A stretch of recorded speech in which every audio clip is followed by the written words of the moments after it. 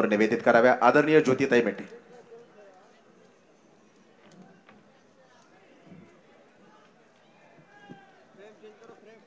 आजच्या धाराशिव येथील या जनआक्रोश मोर्चास उपस्थित व्यासपीठावरील मान्यवर, उपस्थित माता भगिनी, बंधूंनो आणि पत्रकार मित्रांनो,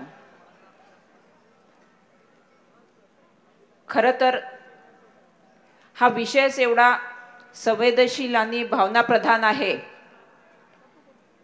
की याला नेमकं 2-3 मिनिटांमध्ये मांडायचं कसं हा प्रश्न पडतो। परंतु आयोजकांच्या सूचनेचा विचार निश्चितच केला पाहिजे।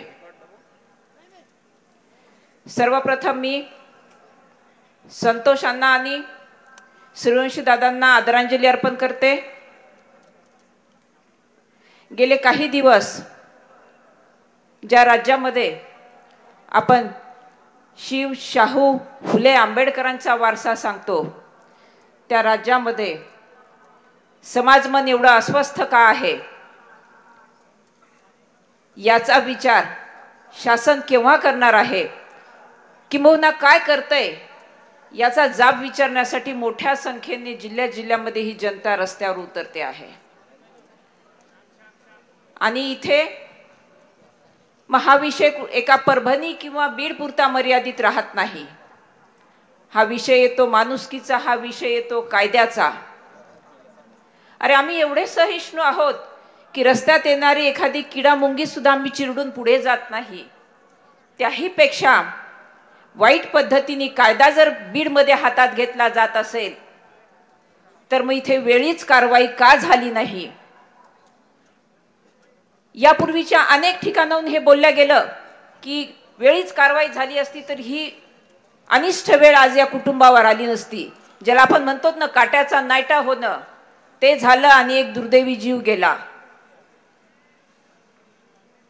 मग कायदा धाब्यावर बसवण्याची हिम्मत कशाच्या आधारे होते आणि ती हिम्मत झाल्यानंतरही 20, 25, 30 दिवस उलटूनही सगळ्या आरोपींना अटक का होत नाही, हा जाब विचारण्यासाठी मला वाटतं आज आपण सगळे इथे जमलेलो आहोत। आणि आज शासनाला आम्हाला हेच सांगायचं आहे की आपण आरोपीवरती मोका लावलाय, चांगली गोष्ट आहे, परंतु त्याही पुढे जाऊन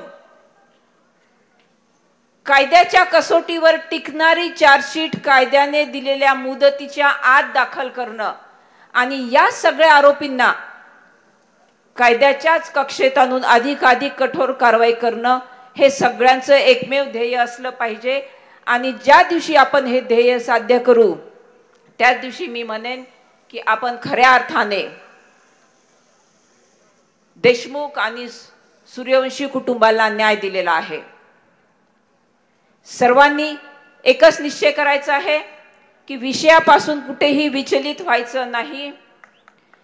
जेव्हा आम्ही एक चांगला वारसा या राज्यामध्ये सांगतोय, त्याच राज्यामधलं बीड देखील एक जिल्हा आहे।